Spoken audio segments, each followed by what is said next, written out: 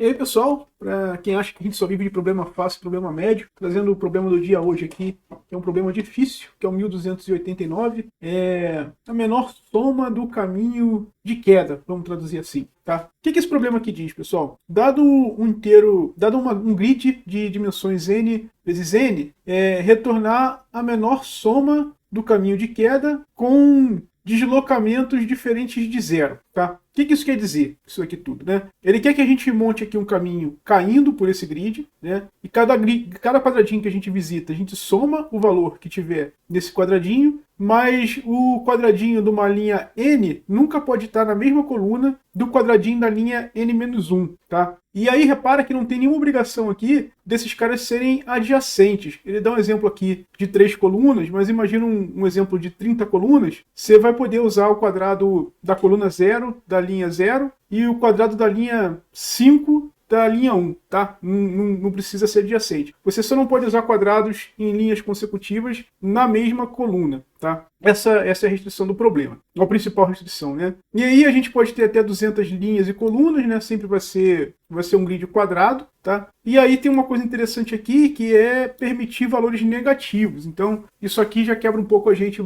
para usar uma abordagem de busca, porque pode ser que o valor diminua conforme a gente vai andando, né? Porque pode ter valor negativo aqui nesses quadrados, tá? Dito isso, vamos olhar aqui como é que a gente aborda esse problema. Bem, pessoal, trouxe aqui esse exemplo que tem alguns valores extremos aqui, principalmente esse menos 100 e esse menos 1000, para a gente mostrar bem como isso aqui se comporta.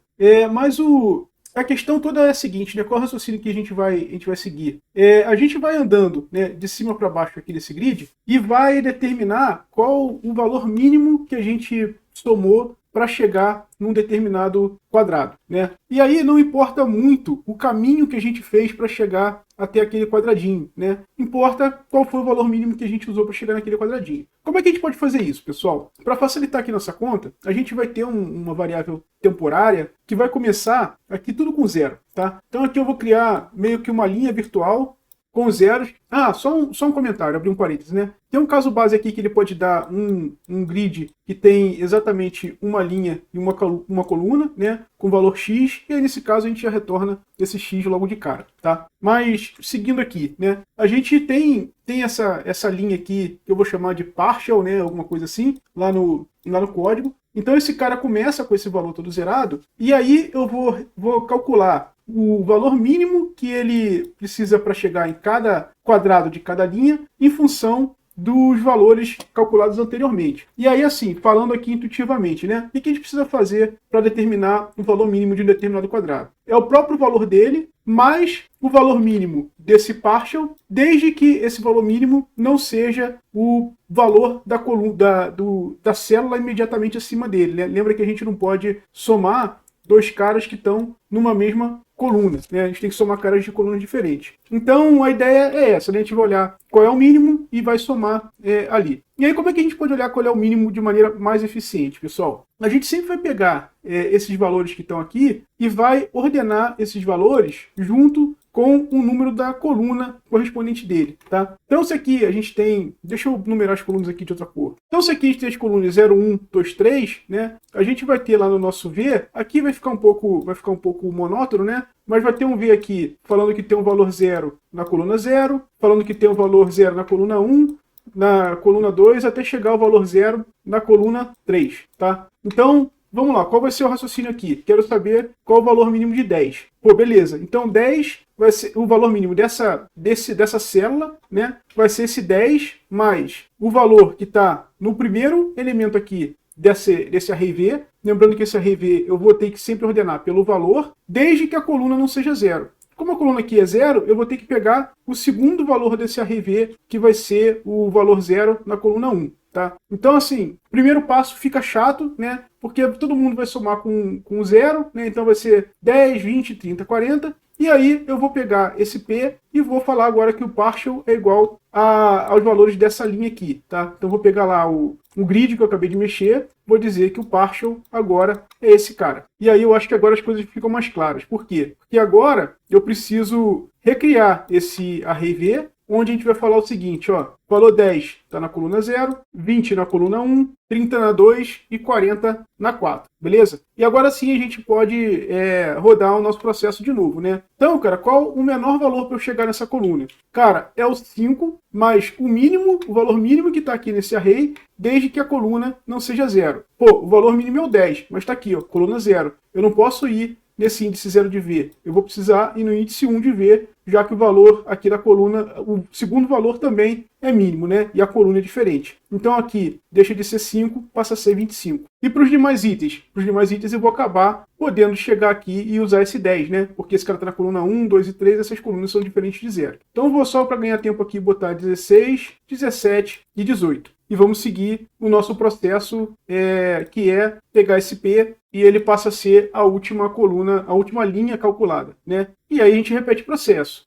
Menos 100 vai acabar se juntando. E aí eu não vou fazer todas as contas aqui, tá, pessoal? Mas esse menos 100 vai se juntar com esse 16, né? Esse 1 aqui da segunda célula dessa linha não vai poder se juntar com esse 16, porque eles estão na mesma coluna. Vai se juntar com esse 17, mas esse 1 e esse 1 aqui vão poder se juntar com esse 16. Vamos seguir o processo até calcular os valores da última linha, e aí a gente só precisa retornar o mínimo dessa última linha, beleza? Ou o mínimo de P, a gente olha lá na implementação qual mínimo exatamente a gente vai retornar. Pessoal, só caso não tenha ficado claro, né? O formato que ele dá esse grid pra gente é de um array de arrays, né? Então aqui no exemplo a gente tem essa linha 1, 2, 3 está aqui nesse primeiro subarray, a linha 4, 5, 6 está aqui nesse segundo elemento desse array, e o 7, 8, 9 está aqui, tá? Então é um array de arrays, antes da gente se afundar aqui no código. Pessoal, deixa eu ir para a implementação aqui com bastante cuidado e olhando para a minha colinha, porque é fácil de se perder, tá?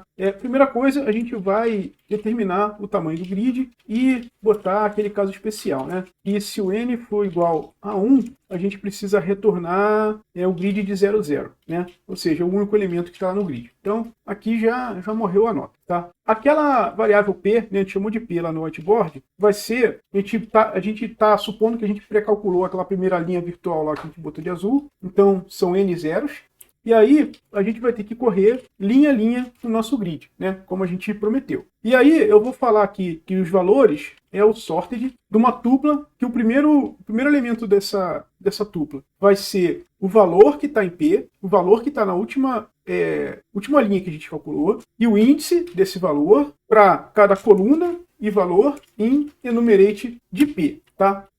Eu acho que esse V aqui está confundindo, pode gerar confusão do nome, então eu vou botar, sei lá, K, tá? Pô, é chato também que eu gosto de usar K para aqui, né? Mas tudo bem. Então, só para repassar, né? Lembrando que P é a linha que a gente acabou de calcular, sempre, porque vai ficar nesse loop. Então, eu estou pegando coluna e valor nessa linha que eu acabei de calcular. Estou criando uma tupla que primeiro vem um valor e depois vem a coluna. Por quê? Porque eu quero ordenar esse cara do menor para o maior e botar em V. Porque lá nessas contas a gente vai pegar o menor valor, que sempre vai estar no primeiro elemento de V, exceto quando a gente estiver na primeira coluna, que a gente tem que pegar o segundo menor valor, tá? Vocês vão entender isso agora, tá? Aqui eu vou pegar a coluna, V de novo eu quero usar, né? Então eu quero pegar a coluna e o valor da célula, vamos dizer assim, que estão nessa linha. Então eu estou pegando a coluna e o valor da célula da linha, tá? E estou falando o seguinte, a linha nessa coluna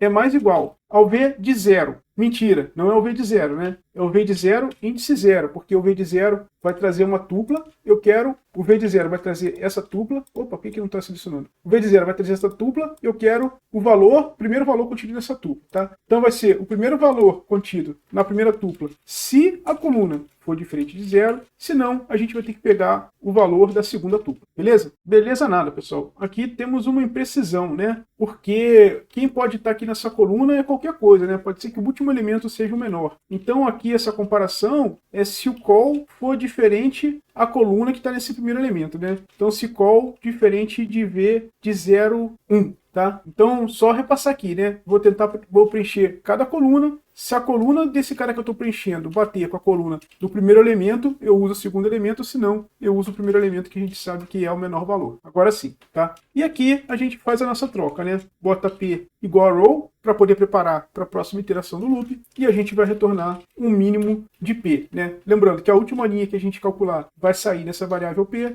a gente só precisa retornar o mínimo dela. Também podia retornar o mínimo da última linha do grid, que ia dar no meio. Uma pequena imprecisão aqui, ninguém me avisou que eu escrevi enumerate errado, mas é bem comum fazer essas besteiras quando você programa conversando. Porém, uma vez que o código está checado, a gente está pronto para enviar nossa resposta. Aí, pessoal, a resposta foi enviada e a gente está batendo 81,86% do pessoal em termos de performance de Python 3, o que certifica a eficiência do nosso código. Pessoal, como é que a gente vai ver a complexidade disso aqui, né? A gente tem aqui algumas operações O de N, que não vai dizer muita coisa para a gente. O que é importante aqui é esse cara que é O de N, mas dentro dele acontece um sort que é O de N log de N. Aqui vai acabar acontecendo uma operação que é O de 1, né? A gente só está pegando depois o primeiro ou o segundo item do array. Então o que vai mandar é esse